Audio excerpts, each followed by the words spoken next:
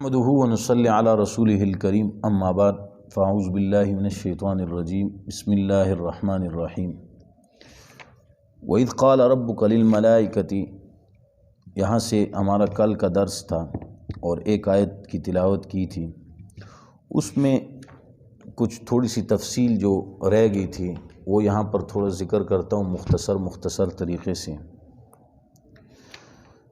ایک تو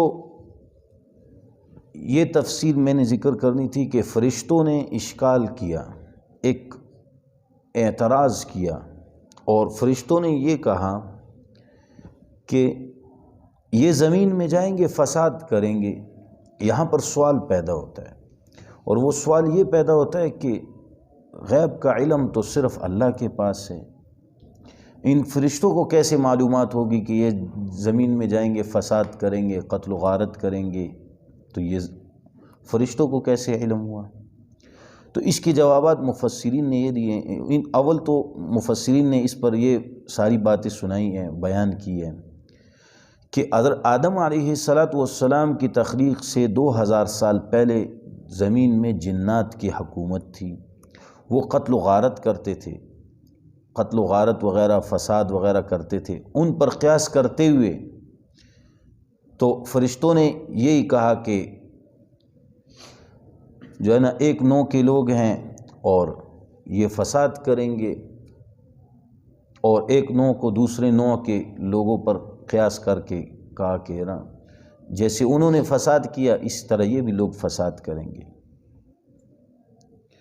اور اس کے جواب میں دوسری بات یہ بھی فرمائی، یہ لفظ خلیفہ جو ذکر کیا گیا قرآن پاک میں کہ وہ فی الارض خلیفہ، میں نے زمین میں خلیفہ پیدا کیا، انسان کو میں نے زمین میں خلیفہ پیدا کیا۔ ایک تو یہ بات ذکر تھی، خلیفہ کی ضرورت اور حاکم کی ضرورت وہاں ہوتی ہے جہاں جھگڑا ہوتا ہے، فتنہ ہوتا ہے، فساد ہوتا ہے۔ جہاں فتنہ نہ ہو، جھگڑا نہ ہو، فساد نہ ہو، وہاں خلیفہ کی ضرورت ہی نہیں ہوتی۔ اب دیکھو وہاں پر خلیفہ کی ضرورت ہی نہیں ہے جنت میں۔ اب جنت میں کوئی تھانے دار نہیں ہے، جنت میں کوئی ایس ایچ او نہیں ہے۔ تیسرا جواب اس کا یہ دیا ہے، تیسری بات یہ فرمائی کہ فرشتوں نے لوح محفوظ میں دیکھ لیا تھا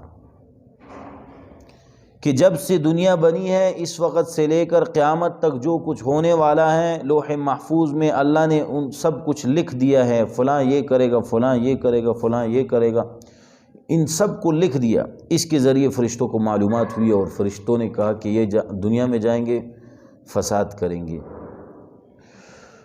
تو اس وقت اصل کے ایک تو جو آج کل کا دور ہے، اس دور میں فتنوں کا عروج ہے، جو قیامت نزدیک آتی جا رہی ہے فتنے زیادہ سے زیادہ ہو رہے ہیں۔ رسول اللہ صلی اللہ علیہ وسلم کی پیشن گوئی بھی ہے کہ جو قیامت نزدیک آتی جائے گی فتنے زیادہ ہوتے جائیں گے، لوگ اتنے پریشان ہو جائیں گے کہ آدمی قبر کو دیکھ کر کہے گا کاش یہ میری خبر ہوتی، یعنی میں مر چکا ہوتا اور فتنوں سے محفوظ ہو جاتا، یہ لوگ خواہشات ظاہر کریں گے۔ بہرحال اب آیتوں کی طرف آتے ہیں، یہ تو کل کی درس کی تھوڑی سی تفصیل تھی، اب آیتوں کی طرف آتے ہیں۔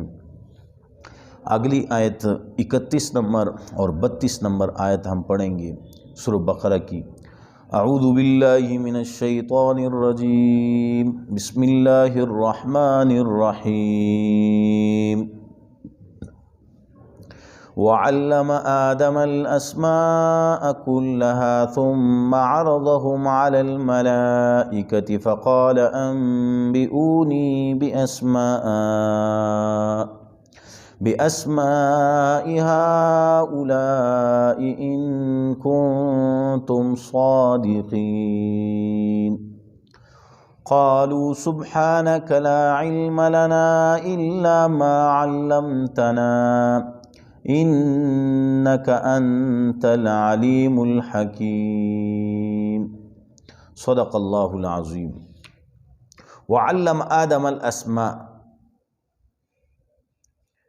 اللہ تعالیٰ نے آدم علیہ السلام کو ان سب ناموں کی تعلیم دی تھی۔ ثم عرضهم علی الملائکہ، پھر جب حضرت آدم علیہ السلام کو فرشتوں کے سامنے پیش کیا، فقال انبئونی، پھر فرمایا اللہ نے مجھے خبر دو، فرشتوں کو کیا کہا؟ مجھے خبر دو، باسماء ہؤلاء، ان چیزوں کے ناموں کے بارے میں، ان کنتم صادقین، اگر تم سچے ہو، اگر تم اپنی بات میں سچے ہو تو مجھے یا اگر تمہیں ان چیزوں کے نام آتے ہیں تو مجھے نام بتاؤ۔ قالوا سبحانک لا علم لنا الا ما علمتنا، کہا فرشتوں نے تیری ذات پاک ہے، لا علم لنا، ہمیں کوئی علم نہیں ہے، الا ما علمتنا، مگر وہ جو تو نے ہمیں سکھایا، انک انت العلیم الحکیم، اور بے شک تو ہی علم والا ہے، حکمت والا ہے۔ اللہ تعالیٰ نے آدم علیہ السلام کو چیزوں کے نام سکھائے اور فرشتوں کو بھی سکھا دیا۔ اب یہاں پر حضرت آدم علیہ السلام اور فرشتوں کا امتحان شروع ہو گیا۔ ثم عرضهم علی الملائکہ، پھر جب فرشتوں کے سامنے پیش کیا گیا تو اب یہاں پر ایک سوال پیدا ہوتا ہے کہ امتحان تو ان چیزوں کا ہونا چاہیے کہ جب کہ حضرت آدم علیہ السلام اور فرشتوں کو دونوں کو وہ نام سکھائے ہوں تو تب امتحان ہو۔ یہاں پر جو سوال پیدا ہوا ہے،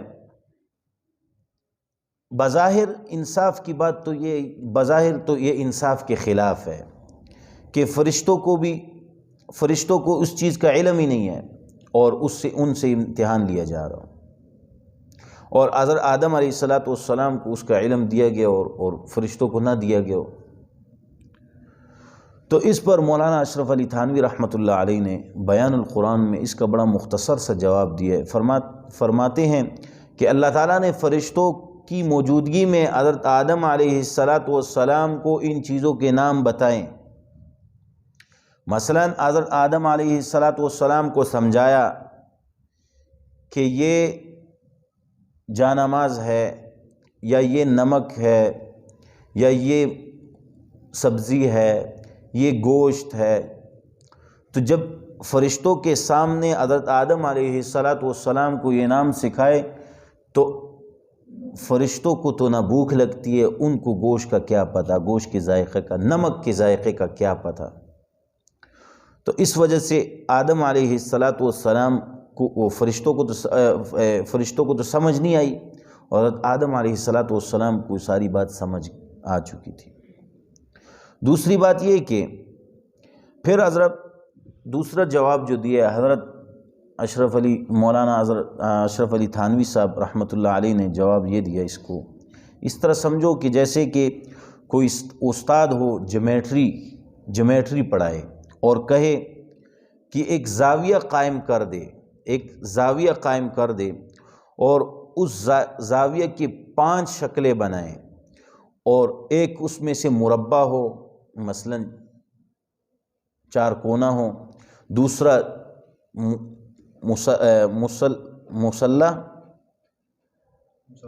مثلث، دوسرا مثلث ہو۔ تو یہ مثلث اس کو کہتے ہیں 3 شکل والے کو، اور پھر اس کو کہا جائے کہ اس میں سے بتائیں مجھے اس زاویہ کے بارے میں، تو عام جو بیچارہ عوام ہوتا ہے، ان پڑھ ہوتا ہے، اس کو کیا پتہ چلے گا یہ زاویہ کس چیز کے زاویہ ہیں، مثلث کسے کہتے ہیں، مربع کسے کہتے ہیں، مسدس کسے کہتے ہیں، یہ تو ان کو سمجھ ہی نہیں آئی۔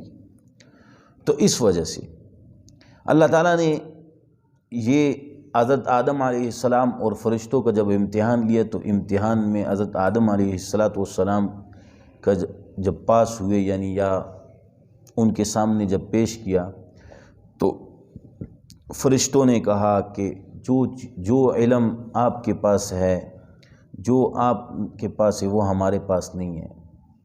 ہمارے پاس تو اتنا ہی علم ہے جتنا آپ نے ہمیں سکھایا ہے۔ وآخر دعوانا ان الحمد للہ رب العالمین، آمین آمین برحمتک یا ارحم الراحمین۔